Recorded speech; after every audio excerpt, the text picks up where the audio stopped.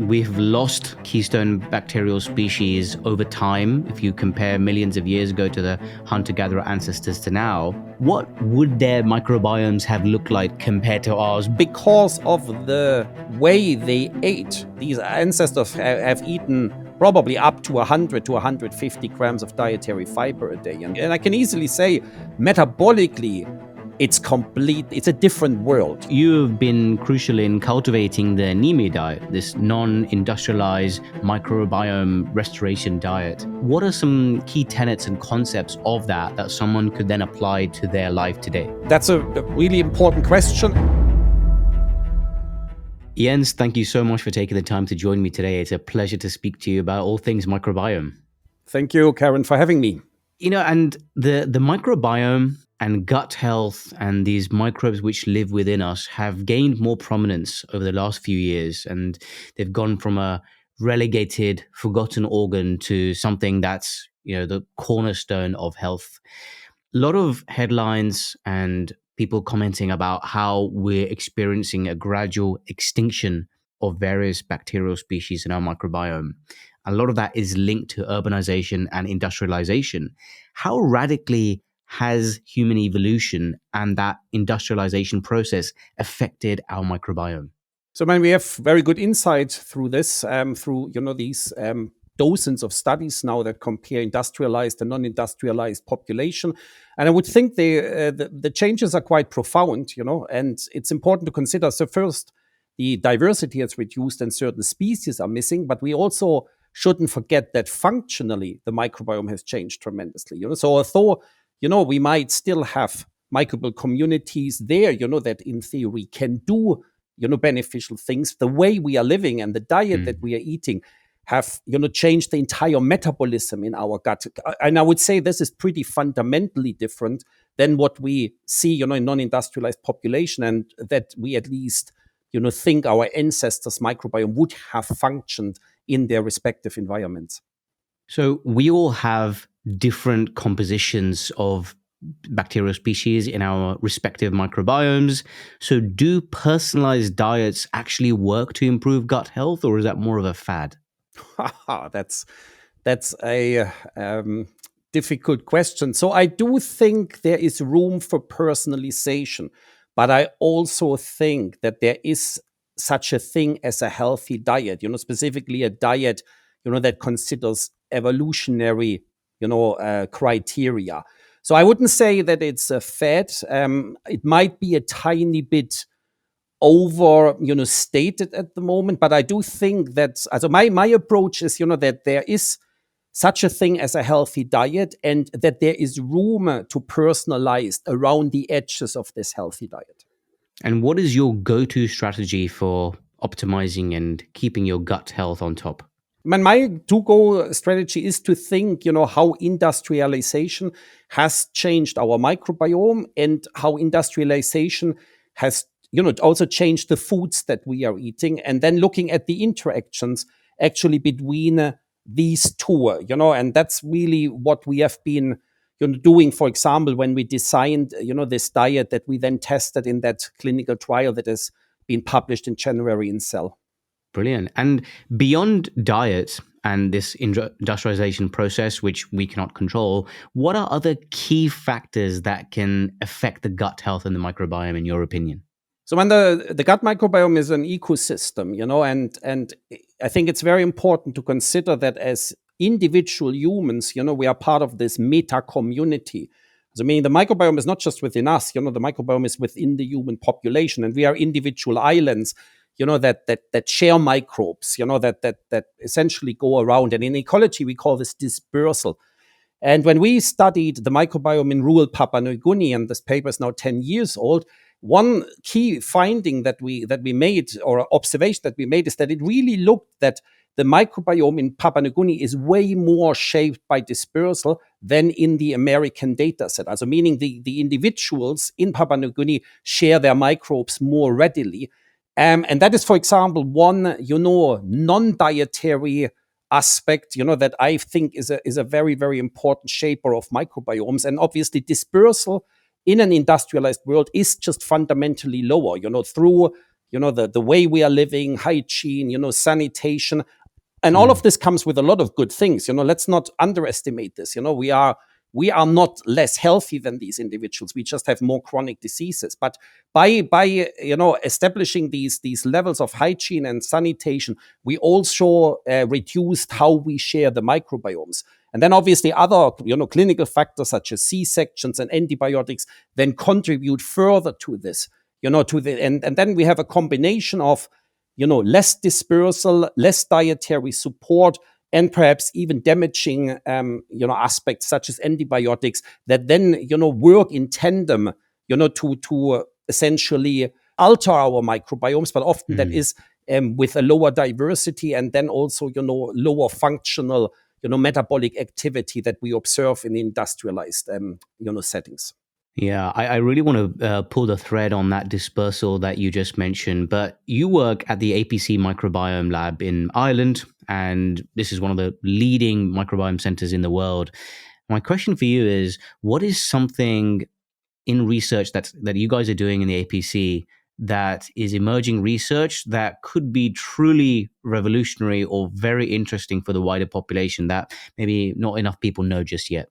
I mean, I think there is a lot of groundbreaking research at the APC. I have colleagues, for example, they work on, phages. They're very well known. And I think so these are the viruses, that are actually using bacteria as their host. I think we have some groundbreaking research on the gut-brain axis here at the APC. I think we have some very important research on antimicrobial resistance, which is something Mm. that is a key threat actually to humanity, that we get these, super pathogens, with all these multiple resistant genes, and then we have several groups, that are looking at early life and at, how industrialization and medications and bad foods, affect our microbiome and drying. And at the end, we are trying to use all of this information, to come up with strategies, to combat these life challenges in the world, antibiotic resistance, chronic diseases, you name it. But that's really what we're trying to do at the APC. Now, you spoke about this dispersal, where this concept, in which I've not heard before, but I found fascinating, where we all share our microbes, that much hopefully people can understand, but that how more sharing of these microbes is associated with better health outcomes. Certainly, if you compare indigenous rural populations with Western populations who have higher rates of chronic disease, what is it about the sharing of the microbes that leads to or causes a lower burden of disease risk? Is that because people are having more social interactions in communities and sharing food? Is that the concept that underpins everything? As first, let me go to your first part of the question, about the concept, and why it is so important, and I think it goes back to very basic scientific concept, like for example symbiosis. As humans, we are host to symbiotic microbial communities, like all other mammals, and actually most animals in general. And a key part of, and these microbial communities are important for our health, and that coevolution, has been shaped over very, very long time spans, millions of years. So Mm. now a part of a symbiosis is always that you have to transfer the microbes between generations. So that's a key thing. When the next generation comes, it has to be colonized. And there are different strategies, and it's a fascinating, scientific, field where people or scientists look how symbionts are transmitted. But in humans, that happens, during birth, during breastfeeding, during the first years, and there these beneficial symbiotic communities assemble. So mechanisms by which we get these microbes, transmission through the mother, horizontal transmission to other individuals. Ecologically, we can refer to this as dispersal, but it's really more transmission, from Mm. other humans. And early in life, our mother is the most important one, and then other members, of our community. What you now think about evolutionary and in these non-industrialized communities, this would have been very, very efficient. Obviously, every birth is vaginal, then you have close contact to other kids, the drinking water isn't treated, so meaning you can heavily share, your gut microbes. In the industrialized world, that is fundamentally different. First we have C-sections, which means we already disrupt. Then we often get antibiotics, early. We feed these microbes with formula, which, misses some key nutrients. And then, we live in small nuclear families instead of these larger bands of individuals. So I think there are probably 5, 6, 7, 10 mechanisms, by which this transmission of microbes is essentially, disrupted. Comes with huge advantages in the terms of prevention of disease, because obviously, sharing of microbes is detrimental when it's pathogens, but it comes also with a negative effect that all the health promoting bacteria are also, not shared. And this leads then to these delays in microbiome assembly, which are very well established now, in the industrialized world, through antibiotic, through C-sections, through formula feeding. And this happens in a, early window that is very important for the development of the immune system. This comes then to your second part of the question. I think it is this, delay of microbe immune interactions in that critical window early in life that then is at least the most important mechanism by which we have this rise in chronic diseases. But it's also perhaps certain events then later in life by which microbes interact with the immune system. So I guess it's almost like this microbial knowledge sharing. So in these non-urbanized That's nice. Yeah, I like that. populations, you almost, because of this community they have, the sort of youngest members of society are given this microbial gift from elders. These beneficial colonized species are then passed down because of that sort of closely knit community and densely packed communities and groups they have. Whereas in our isolated Western cultures, we are maybe experiencing a deficit of those things. I mean, I have friends of mine who have barely ever had contact with their grandparents. So maybe that lack of contact with other people provides some sort of deficit as well. Yeah, no, I like how you phrased this. Yeah, and actually, I'm involved in some studies with a colleague of mine here, Liam Mahoney, and he is really interested, for example, the role of siblings, in the prevention of allergies. So if you look into the original paper of the hygiene hypothesis, you will actually find that it is not so much about hygiene; it's actually much more about siblings. And that scientists realized, hey, if kids have older siblings, that their chance of getting allergies is much, much lower. And this is exactly what you've just said, because this is, an elder sibling is the one possibility, even in a modern Western world, with what you said, with this lack of interactions. If you have an older sibling, you still have this, your vehicle, to actually get your microbes. But I like it, I really like it how you phrased this. Yeah. And do you think so? We know that some of these indigenous populations, they have higher rates of acute infections as well because of the same reasons that they get the benefit from the communities.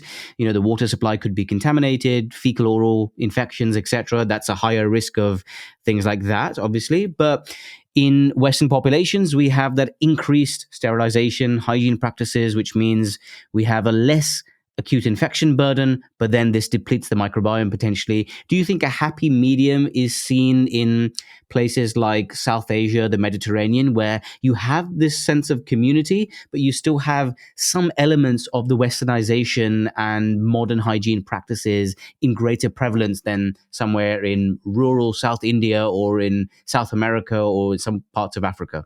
Yeah, no, I think you could say this, that there are, communities that have, while they introduced, these beneficial measures of sanitation, they have then through their community and the way they live and the way they eat, they have maintained, certain beneficial attributes. So yeah, I think that is fair to say. Yeah, and then an important thing I would like to add here is also, that I'm not even sure we should thrive for a happy middle, because I think we can perhaps, if we do it right, we can do both. Because we can prevent, pathogenic organisms, from spreading through diversal. But then we can think about, ways, through how we eat, through how we interact. And also, of course, we can start about, certain products, to try and actually think, can we actually, bring some of these beneficial bacteria back, essentially re-establish dispersal, through these products. which obviously don't have the pathogens there. But that's obviously what, the scientific field is trying to achieve at the moment, thinking about, can we bring some of these lost species back, through products? And that's not yet available. This is something that's in the making.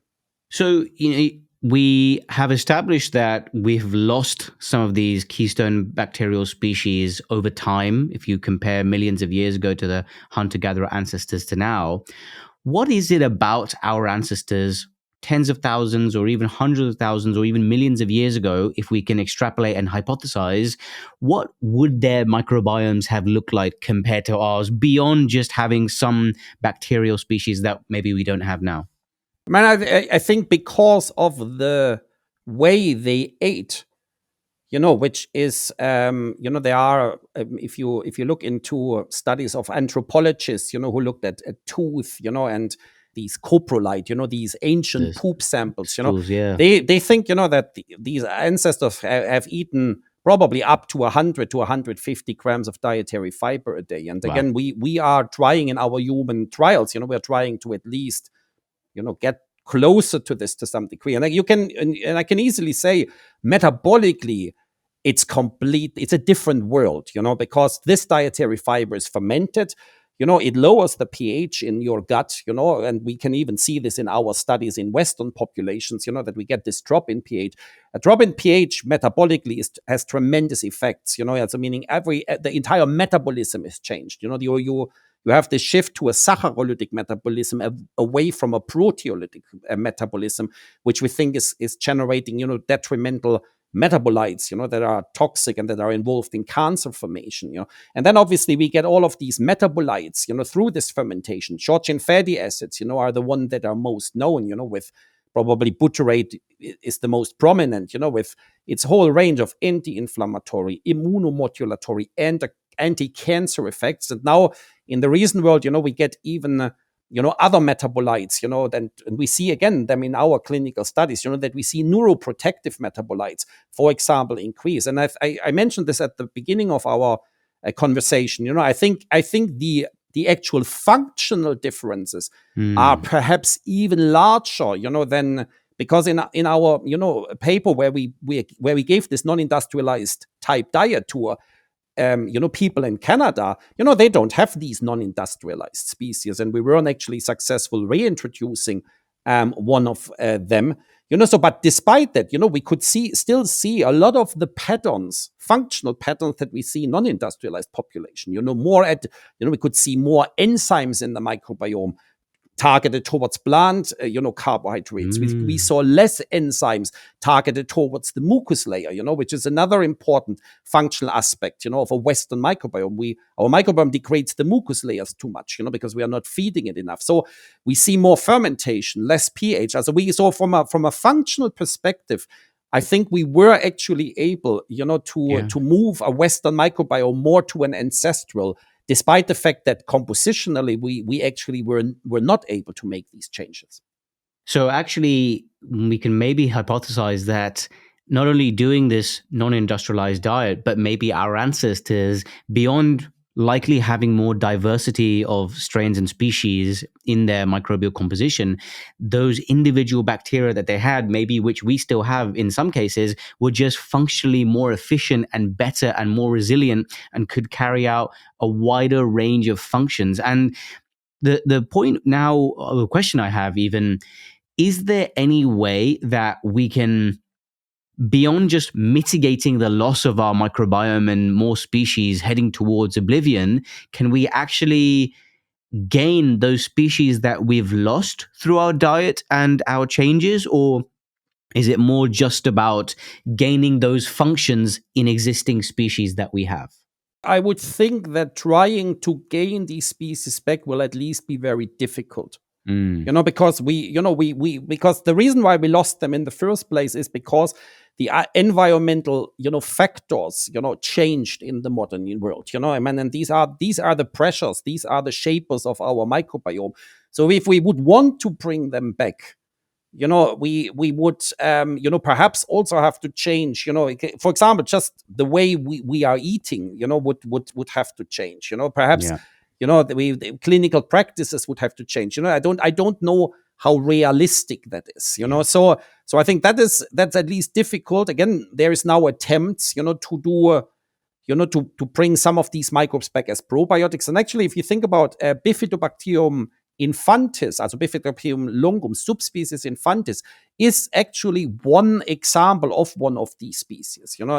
It's not completely lost in the Western world, but if you look into studies, it's probably around 10 to 15% prevalence in the Western world, and it probably more at 60, 70, 80% in non-industrialized type settings. And we have products now with this B. infantis, so there is definitely attempts, they can colonize early on, but the advantage here is, that this is a species that really need breast milk, or it needs human milk oligosaccharides. So here we actually have a mechanism by which we can actually support this species. Yeah, I think a lot of the other species, that we lost, that are probably more fiber degraders, so I would say a lot of things would have to change for us to successfully reintroduce them. So I'm still hopeful, that the Western microbiome, and again, I think we've provided some evidence in our paper in January, that these microbiomes are still capable of doing or performing key functions, and that there is enough functional redundancy. So it's another term from ecology,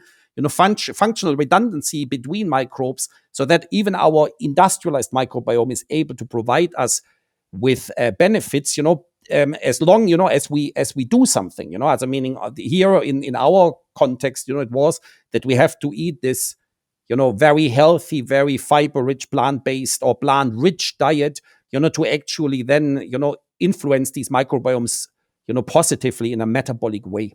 Now, the Yanomami tribe harbor a microbiome that has the highest diversity of bacteria and genetic functions ever reported in human groups. And you studied their microbiomes, the fecal samples, oral bacteria, their skin samples, and the rhizostome as well. What did you learn from these people, and how different their lives are to ours in terms of producing this resilient microbiome? So we learned a lot of things, that then they have much higher diversity, and then they have certain key taxa, like for example a bacterium called Treponema, that is really completely absent in the industrialized world. We actually know very little what Treponema does, so and they have a few of these lost species for which we simply don't know. There's in the larger genus Treponema, there are actually some pathogens. You could now speculate, that these are kind of opportunistic pathogens which tickle our immune system a little bit, but this is all speculation. Then I think another key, so we have these species that are just completely lost, from which we know very little what they do. Then we have species that are under represented, like Prevotella or this Bifidobacterium longum subspecies infantis that I mentioned. So I think there is certain research now emerging, that they are actually important, specifically in their interactions with fiber or human milk oligosaccharides.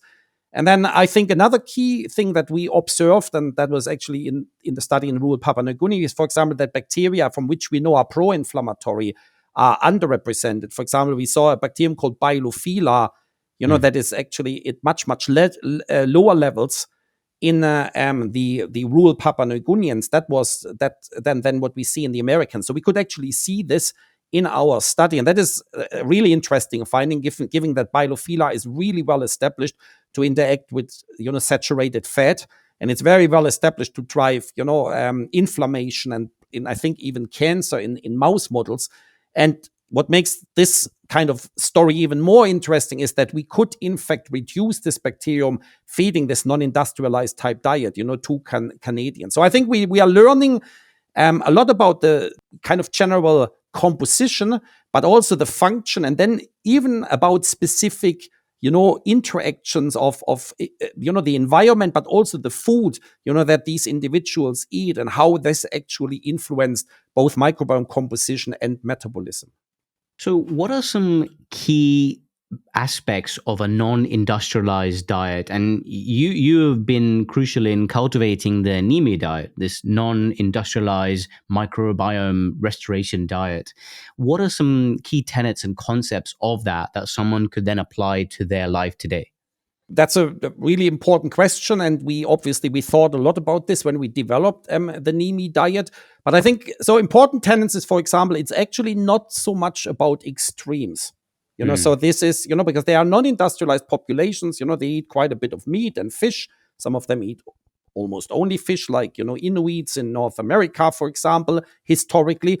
And then you have non-industrialized populations, that are very, very plant-based, so it goes the entire spectrum. So I don't think looking at a non-industrialized diet, is supporting any of these, extreme exclusion diets, like vegans, for example, or carnivore diets, where we have the two extremes.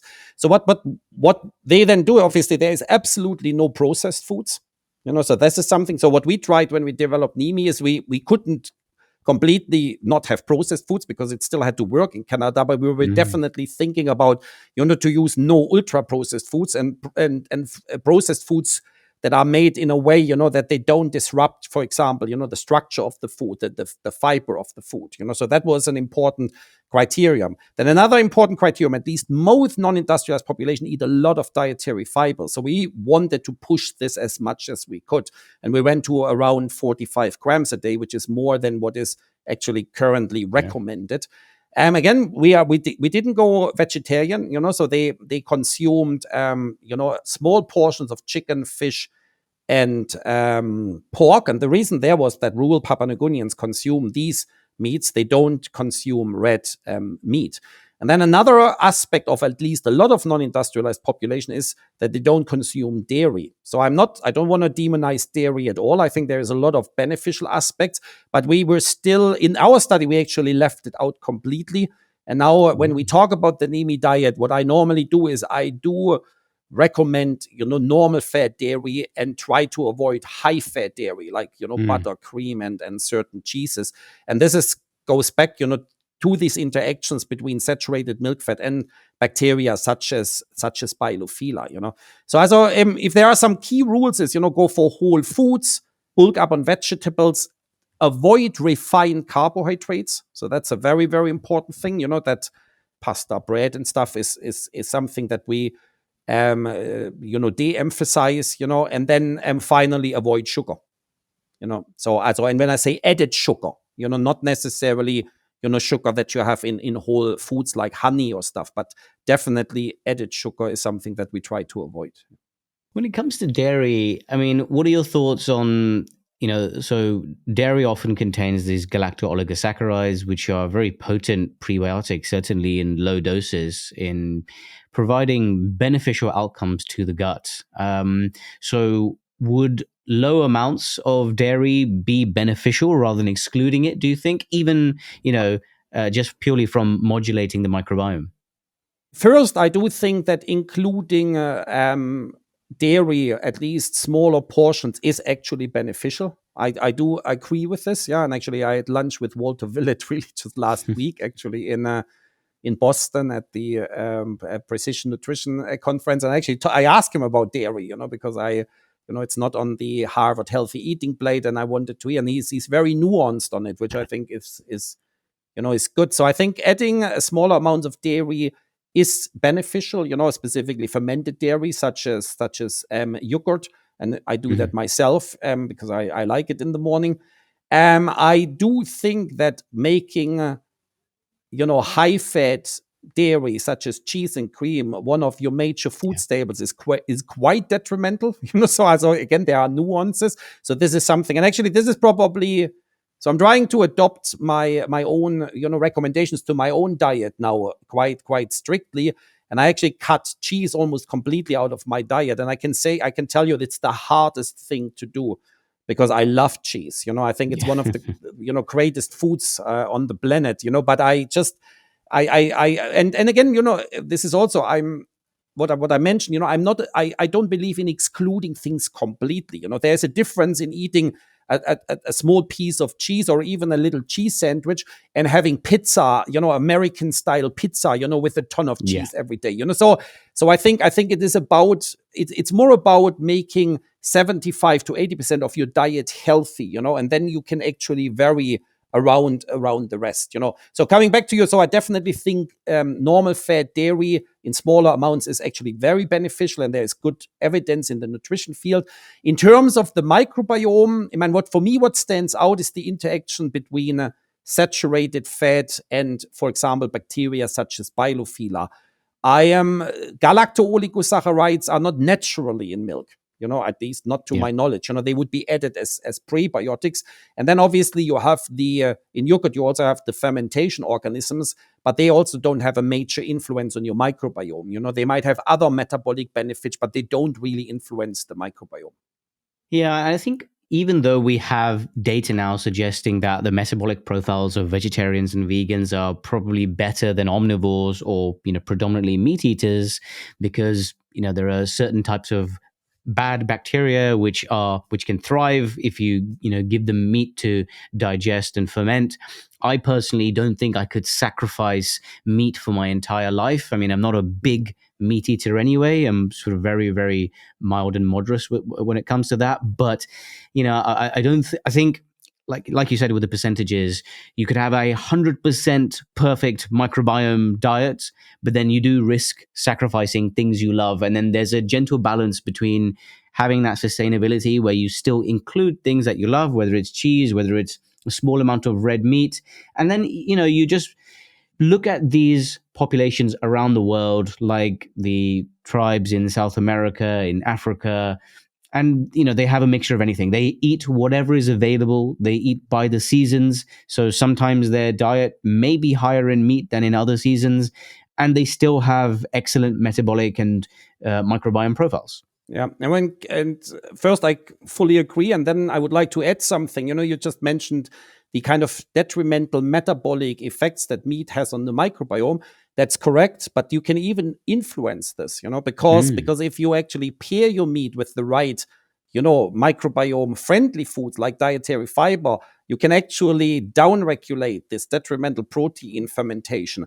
So, and actually shift your metabolic profile back to the saccharolytic fermentation. And this is something that we even see in our, clinical trial with the NiMe diet. So this is where the balance comes in, that you yes, you can eat your steak, you can eat your meat, but just pair it, with a large amount of vegetables, and the entire pH in the gut will drop, the entire metabolic processes of both individual microbes, but also the entire community change in a beneficial way. So you can actually, again, reap the benefits of both your high quality protein, for your muscles, and actually, the beneficial aspects of microbiome metabolism, through then these fiber-rich side dishes. Yeah.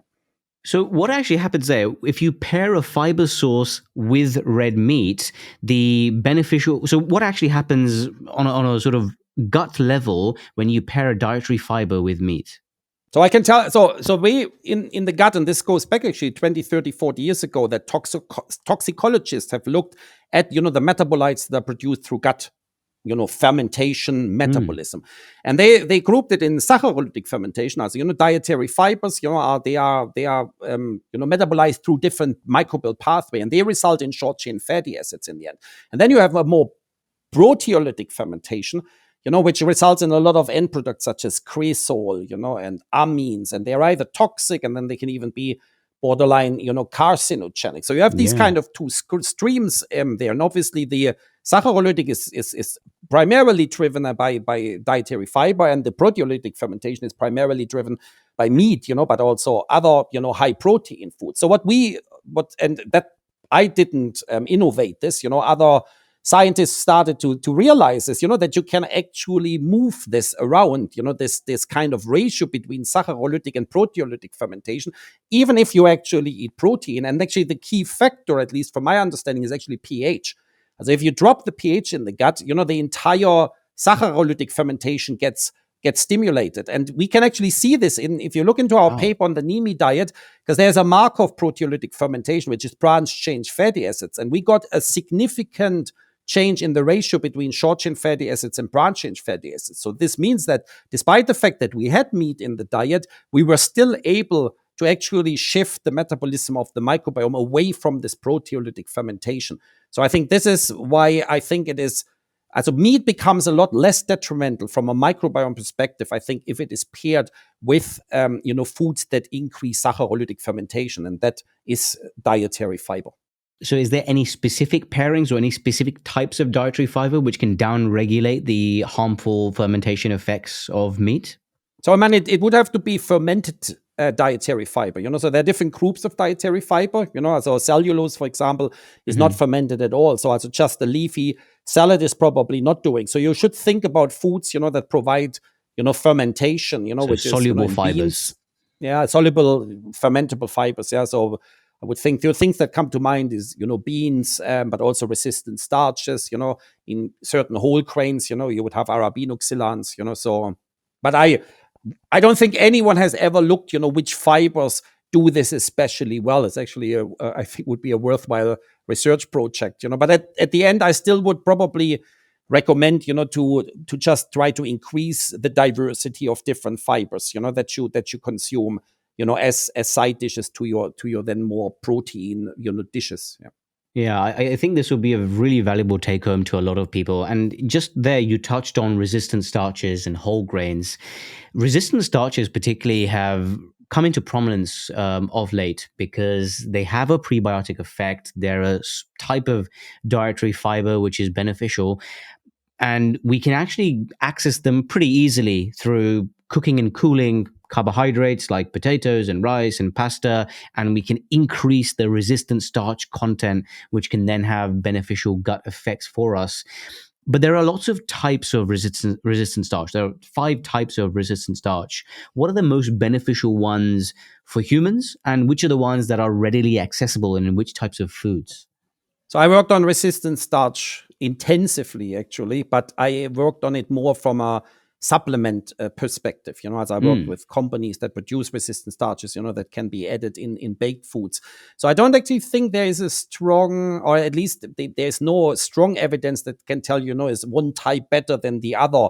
There are certain resistant starches for which there are health claims, so as obviously, though you have more of a guarantee, for example, I think there is a FDA health claim on type 2 resistant starches, which are more crystalline. And this is something you get from specific varieties of, I think it's corn, maize, for example, is one of these varieties. They build more crystalline structures. That's something you can add into your baked goods. It does work. We actually do research on this.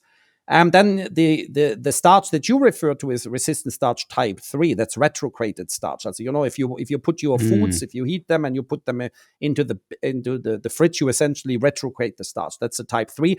If it's better than type 2, I really don't think these direct comparisons have been done. And then I've worked a lot also with type 4, which are kind of chemically modified resistant starches.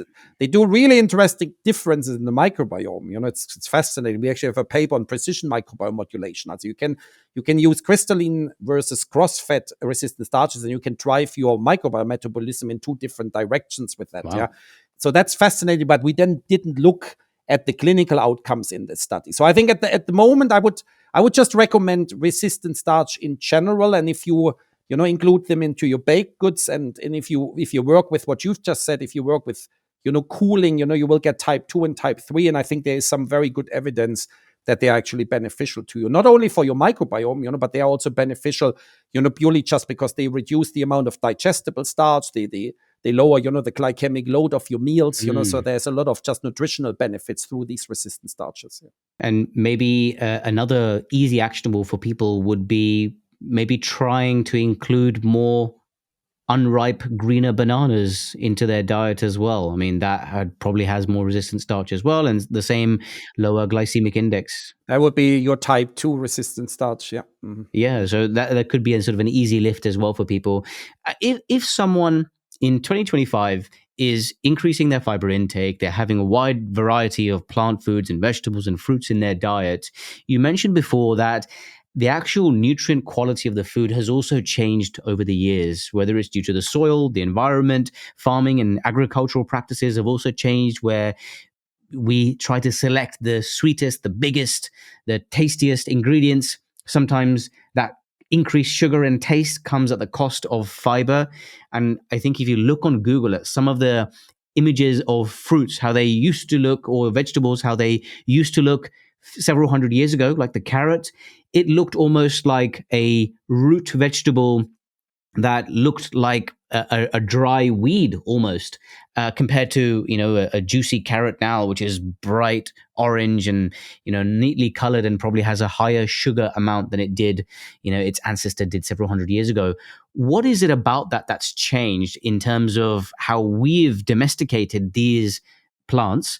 But is there anything we can do ourselves to replicate or at least enhance the nutrient profile and primarily the fiber of these same plants? So I actually love to show this ancient carrot in my classes. You're completely right. And this is now going back, 5,000-10,000 years ago, when we, as humans, when we started breeding plants. Obviously we went for taste, we went for sugar, we went for flavor, we went for palatability, which means that the fiber amount got increasingly lower. So you're completely right. So the vegetables that we have today and the fruits, are probably not as healthy as the ones that we had 5,000 years ago, but we can't really change that. At least at the moment, you go into the supermarket. I think there are good news. That despite that, if you look into the nutritional research, you can still achieve tremendous benefits with a high vegetable diet. And there are obviously vegetables such as broccoli, and leafy greens, but also beans, which are still tremendously healthful in terms of their nutrition profile. So I'm not too concerned, about these changes that we introduce through breedings, even if it's something that's worth considering. What I would also like to mention is there are actually now breeding efforts to actually kind of go back. Wow. So actually there is to my knowledge, there is a breeding program in the UK actually, where scientists are starting to breed now high fiber varieties, of modern food products. So at the end, it's actually kind of fascinating in that it's almost like turning the wheel back, though first we made them more sugary and we decreased the fiber probably just by accidents, and now there are breeding programs trying to bring fiber back. And I actually think they have tremendous potential. Is there any benefit that we can achieve to at least mirror or replicate this by growing our own fruits and vegetables in our garden, or is that sort of too simplistic? I've never heard. I mean, the fiber amount, I don't think you could, improve. Obviously, the foods that you grow in your garden, they would probably be healthier from a pesticide perspective and a bio perspective. But I don't think you cannot influence these macronutrients, like dietary fiber, that I think you wouldn't be able to change this through the way you grow it. Yeah, I think there is just so much we have to learn yet about the microbiome and about diets. And, I truly feel that whilst the last 10 or 20 years of human evolution has been geared towards a higher protein diet, hopefully the next stage of human evolution, or going back to how our ancestors were, is a high fiber diet. And I think you do a really good job with the NiMe diet and all the science you put out to hopefully save our microbiomes from extinction. So Jens, thank you so much for taking the time to come on and chat to me. Thanks, Karan. I really appreciate it. Thank you very much.